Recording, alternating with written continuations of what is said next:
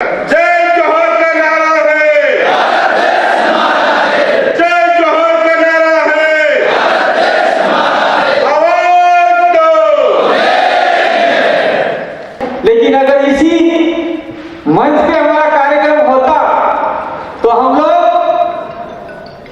इतनी भीड़ इकट्ठा करते कि हो सकता है आज उदयपुर में पैर रखने की जगह नहीं मिलती। साथ ही मैं कहना चाहता हूं, अगर हम लोगों ने प्रयास किया 2024 के अंदर तो उदयपुर लोकसभा जीतने से कोई नहीं रोक सकता। वो लोग सोच रहे थे कि कांति भाई चल गए यार, अब कांति भाई भी चले जाएंगे, अब मामला खत्म हो जाएगा। लेकिन फिर जैसे ही हमने खाट से उठने के बाद में ये कहा कि टाइगर अभी जिंदा है, जब तक छोड़ेंगे नहीं तब तक छोड़ेंगे नहीं। मतलब किसको? जब कांग्रेस बीजेपी के साथ में भाग रहे हैं उनको कहना चाह रहे हैं हम लोग, आपको जब तक हमारे साथ में जोड़ेंगे नहीं तब तक आपको छोड़ेंगे नहीं। और हमने पहले ही कहा था कांग्रेस और बीजेपी एक है, एक सांपनाथ है तो दूसरा नागनाथ है जी। वो सही साबित हो गया, इसलिए हम लोग इंडिया गठबंधन कर रहे हैं, कांग्रेस के साथ में नहीं कर रहे जी। भारत देश के अंदर आदिवासी है तो आदिवासी ही रहेंगे। हम लोगों को कोई मुसलमान नहीं बना सकता, कोई ईसाई नहीं बना सकता, कोई हिंदू नहीं बना सकता। सीता माता को काल्पनिक वहां बताया गया, इस विषय पर क्या कहेंगे? लेकिन फिर भी हम लोग कहना चाहते हैं कि जो इस प्रकार की बातें फैला रहे हैं उनको एनसीईआरटी की किताबें पढ़नी चाहिए। और एनसीईआरटी की किताब में साफ लिखा हुआ है कि राम रावण का युद्ध हुआ ही नहीं और ये कुछ हुआ ही नहीं। ये सब हम नहीं कह रहे, एनसीईआरटी की किताब बोल रही है। और वो किताबें आपको चाहिए कि तो हम लोग अवेलेबल करा देंगे जी। नमस्कार, सत श्री अकाल, आदाब, जय भीम, जोहार। मैं मयूर अलबेला और आप देख रहे हैं उदयपुर न्यूज। और भारत आदिवासी पार्टी के युवा नेता और राष्ट्रीय अध्यक्ष जी हमारे साथ हैं, कांति भाई रोत और मोहन लाल जी रोत हमारे साथ हैं। और उदयपुर में आज सम्मेलन इनका चल रहा है और उन्हीं से जानते हैं, उन्हीं की जबानी की क्या है बाप पार्टी की कहानी और किस तर्ज पर वे चुनाव लड़ने के लिए अग्रसर है। सर, आप बताएं कि आप लोगों के चहीते हैं, युवाओं के चहीते हैं और भारत आदिवासी पार्टी ने अभी हाल ही में हुए विधानसभा चुनाव में बेहतरीन प्रदर्शन करके बताया और युवाओं के अंदर काफ़ी पकड़ है और आदिवासी बहुल्य इलाकों में तो बिल्कुल पूजे जाते हैं वे लोग। ऐसे में लोकसभा चुनाव बिल्कुल नज़दीक है, क्या तैयारियां हैं? बिल्कुल हमारे फुल फ्रेश तैयारियां हैं। और हमने पहले ही कहा था कांग्रेस और बीजेपी एक है, एक सांपनाथ है तो दूसरा नागनाथ है जी। वो सही साबित हो गया। किसे हो गया? महेंद्र जी जीत मालविया जी हैं, वो पहले कांग्रेस में 4 बार से एमएलए थे, 2 बार मंत्री थे और आज की तारीख में वो एन केन प्रकरण, चाहे ईडी का डर हो चाहे कैसा भी डर हो, वो सांपनाथ नागनाथ वाला चरितार्थ हो गया। वो आज की तारीख में बादशाह में चले गए और आज हमने कमर कस ली है डूंगरपुर, बांसवाड़ा की, उदयपुर की और चित्तौड़ की। हम राजस्थान में मुख्यतः 3 से 4 सीटें, अगर हम लोग इंडिया गठबंधन नहीं होता है तो 3 से 4 सीटें लड़ने का हम लोग प्रयास करेंगे। और इंडिया गठबंधन के साथ में हमारे राष्ट्रीय अध्यक्ष इंडिया गठबंधन की बात बताएंगे और हमने पूरी तरह से कमर कस ली है और चुनाव निश्चित रूप से हम लोग लड़ेंगे जी। आप कह रहे हैं कि एक सांपनाथ है, एक नागनाथ है, उसके बाद इंडिया गठबंधन से गठबंधन की जरूरत क्यों पड़ रही है? आपकी खुद की जमीन मजबूत है। खुद की जमीन मजबूत है, ये बात तो हम सब मानते हैं। इंडिया गठबंधन का मतलब ये एक सांपनाथ है, प्योर इंडिया गठबंधन कांग्रेस नहीं है। उसके अंदर 37 पार्टियां हैं तो 37 पार्टियों में कुछ प्रगतिशील पार्टियां हैं तो उस पार्टियों की विचारधारा हमसे मिलती है, कुछ पार्टियों की नहीं मिलती है। जहाँ नहीं मिलती है उनका अलग है और जहाँ मिलती है वहाँ हमारा अलग है। तो वो कांग्रेस का इंडिया गठबंधन नहीं है। इंडिया गठबंधन में बहुत सारी पार्टियां हैं, इसलिए हम लोग इंडिया गठबंधन कर रहे हैं, कांग्रेस के साथ में नहीं कर रहे जी। राष्ट्रीय अध्यक्ष जी, बीटीपी पार्टी जो रही उसमें एक नियम था कि जो एक बार चुनाव लड़े वो दूसरी बार चुनाव नहीं लड़ेगा। क्या बाप पार्टी में भी यही संविधान लागू है और नहीं तो आपका क्या संविधान है? सबसे पहले तो आपके उदयपुर न्यूज़ को धन्यवाद, जोहार। जिस तरह से आप बता रहे हैं कि बीटीपी में एक नियम था, बिल्कुल वो नियम हमारे यहाँ भी लागू है, लेकिन हमारे यहाँ सिलेक्शन प्रणाली को हमने डेवलप कर रखा है। सिलेक्शन प्रणाली में जिस तरह से राजकुमार जी हमारे 84 से दोबारा चुन के आए, तो उनका सिलेक्शन में उनके वहाँ की जो टीम है उसने सिलेक्शन करके दिया है, ऐसा नहीं है कि वो हमने प्रोवाइड किया है। जी। तो इसलिए सिलेक्शन प्रणाली पावरफुल है। हमने बीसीसी डीसीसी इस तरह की व्यवस्था बना रखी है।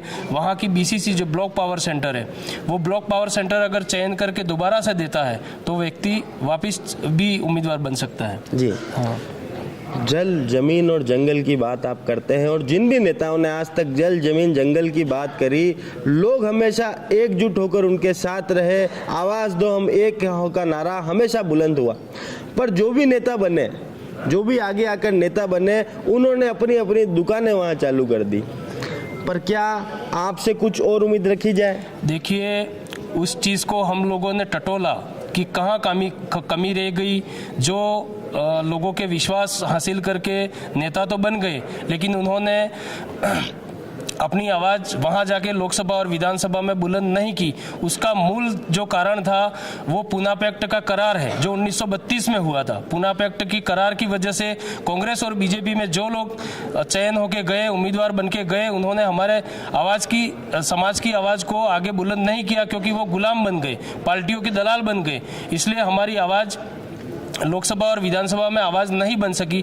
इसलिए हम लोगों ने सिलेक्शन प्रणाली को महत्व दिया है। सिलेक्शन प्रणाली में जो उम्मीदवार बनेगा उसकी जो लगाम है वो जनता के हाथ में रहेगी, और पार्टी के जैसे केंद्रीय नेतृत्व और आला कमान सिस्टम है उसको हमने डैमेज करने का काम किया। आला कमान के हाथ में नहीं रहेगी, जनता के हाथ में रहेगी, ताकि वो जनता की आवाज़ को लोकसभा और विधानसभा में रख पाए। जी।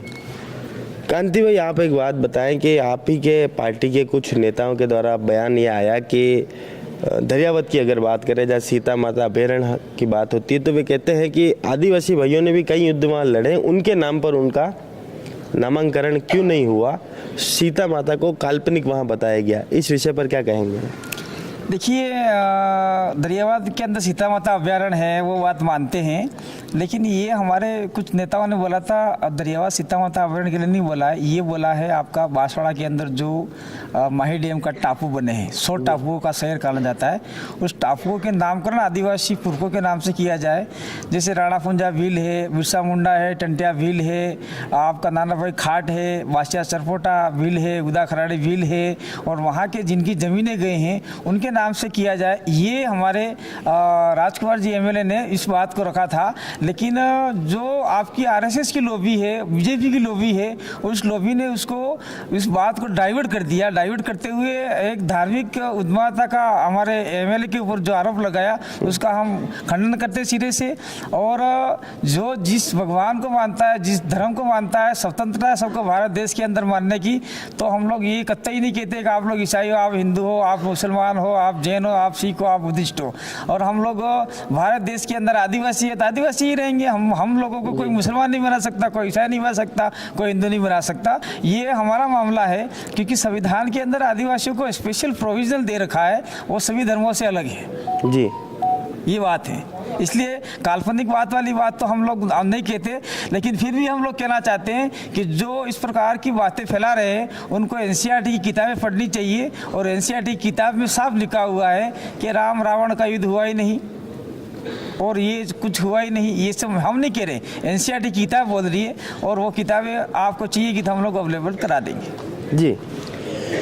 मोहनलाल जी, आप ये बात बताएं कि 3 सीटों पर चुनाव लड़ने की मंशा आप जता चुके हैं। क्या तीनों सीटों के उम्मीदवार लमसम फाइनल है या उसमें भी अभी कोई मंथन बाकी है? जी, तीनों सीटों पर और भी कुछ अन्य सीटों पर जहां पूर्वी राजस्थान में हमारी रिक्वायरमेंट चल रही है, सारी तैयारियां हम कर चुके हैं। और सब जगह हमारा जो सिलेक्शन प्रणाली के 2 प्रक्रिया पूरी हो चुकी है। अंतिम चयन प्रणाली की अंतिम चरण बाकी है अभी। जी। क्या राजकुमार जी रोत बांसवाड़ा से चुनाव लड़ेंगे, हाँ या ना? जैसा कि आप पूछ रहे हाँ या ना, उसमें जवाब नहीं दे पाएंगे, क्योंकि हमारी जो सिलेक्शन प्रणाली है उस व्यवस्था के तहत अगर सिलेक्शन होके इनका आता है तो वो लड़ सकते हैं, अगर नहीं आता तो वो नहीं लड़ सकते। जी। भारत आदिवासी पार्टी का क्या मकसद है, क्या उनका कानून है, क्या विस्तार से बता पाएंगे लोगों को चैनल के माध्यम से? भारत आदिवासी पार्टी का मकसद यही है कि भारत देश के अंदर दबे कुछ जो लोग हैं, सदियों से दबाए गए हैं, उन लोगों को ऊपर उठाना, गरीब तबके को ऊपर उठाना, संविधान की मूल भावनाओं को धरातल पर लागू करना, जल जंगल जमीन को बचाना, पर्यावरण को बचाना। आज विश्व में पर्यावरण की समस्या उत्पन्न हो रही है, उस समस्या से हर मानव समुदाय, प्राणी समुदाय को खतरा है। आज अमेजन जंगल का जो ऑक्सीजन खत्म हो रहा है, आज भारत देश के अंदर हंसदेव अभयारण्य को उजाड़ा जा रहा है, काटा जा रहा है। आज भारत का कोई भी राजनीतिक दल उस चीज़ को उठा नहीं रहा है। आज आदिवासी ही जंगलों को बचाने का काम कर रहे हैं, आदिवासी ही जंगलों को बचाने के लिए आगे लड़ाई लड़ रहे हैं। जो लड़ाई लड़ रहे हैं उनको नक्सलवादी नाम दिया जा रहा है। आज अरावली पर्वतमाला देख ली जाए, देश के अंदर आपके राजस्थान के अंदर अरावली पर्वतमाला खोद कर नष्ट नाबूद कर दिए। आज भूकंप के झटके आए दिन हो रहे हैं, जयपुर हिल रहा है, दिल्ली हिल रही है, लेकिन आज की सरकारों को पता नहीं चल रहा है। भारत आदिवासी पार्टी का यही मकसद है कि मानव समुदाय को बचाना और उनको शुद्ध ऑक्सीजन दिलाना, उसके साथ साथ में जो प्राकृतिक भाईचारा है उसको बनाए रखना और जो कौमी एकता है उसको जिंदा बनाए रखना। आज देश भर के अंदर हिंदू मुस्लिम के जो दंगे हो रहे हैं उसको ख़त्म करना। और आज के देश भर के अंदर पहले हिंदू मुस्लिम के दंगे ज़्यादा हुआ करते थे, आज मंदिरों के नाम से आज ज़मीनें हट भी जा रही है, चर्चों के नाम से मंदिरें हट भी जा रही है, आप मस्जिदों के नाम से, विभिन्न धर्मों के नाम से ज़मीनें जा रही है। उन ज़मीनों पर उस शिक्षा के मंदिर बने और उस शिक्षा के अंदर हमारे गरीब का हो, अमीर का हो, सभी वर्ग का वहाँ पे शिक्षा लेकर देश का नाम रोशन करे, IAS, IPS और छोटे मोटे आपके अधिकारी बने। यही भारत आदिवासी पार्टी का लक्ष्य है। और भारत आदिवासी पार्टी का मोटो यही है कि अधिकतम लोगों को बचाना, संविधान को धरातल लागू करना और जो भेदभाव की नीति है उसको ख़त्म करना, यही मूल मकसद है। जी, अंतिम और आखिरी सवाल, कल बांसवाड़ा के अंदर राहुल गांधी जी आए थे, उन्होंने कहा कि द्रौपदी मुर्मू जी जो राष्ट्रपति हैं भारत की, उनको सिर्फ इस वजह से राम मंदिर के प्राण प्रतिष्ठान में नहीं बुलाया गया क्योंकि वे आदिवासी थी। इस बात में कितनी सच्चाई है और इसे कहाँ तक उचित मानते हैं? बिल्कुल, जो राम मंदिर का प्राण प्रतिष्ठा जो महोत्सव हुआ था उसमें राष्ट्रपति को इसीलिए नहीं बुलाया गया, हम सहमत हैं कि वो आदिवासी इसलिए नहीं बुलाया गया। हम भी बिल्कुल इसका विरोध भी करते हैं और सहमत भी हैं कि इनको इसलिए नहीं बुलाया गया कि वो आदिवासी हैं। जी, तो हमारी विशेष मुलाकात थी भारत आदिवासी पार्टी के तमाम जो पदाधिकारी हैं उनसे विशेष हमारी मुलाकात थी और उन्होंने बिल्कुल स्पष्ट करा है कि 3 सीटों पर वे चुनाव लड़ना चाहते हैं और पूर्वी राजस्थान में भी उनकी बात चल रही है। वे जोर शोर से चुनाव लड़ेंगे और देखना दिलचस्प होगा कि परिणाम किस ओर आएंगे। बाकी बहरहाल पूर्वानुमान के हिसाब से उदयपुर और बांसवाड़ा लोकसभा क्षेत्र में बाप पार्टी एक मजबूत पार्टी के और एक मजबूत विकल्प के रूप में उभर कर सामने आ रही। जय हिंद, जय भारत, जय मेवाड़।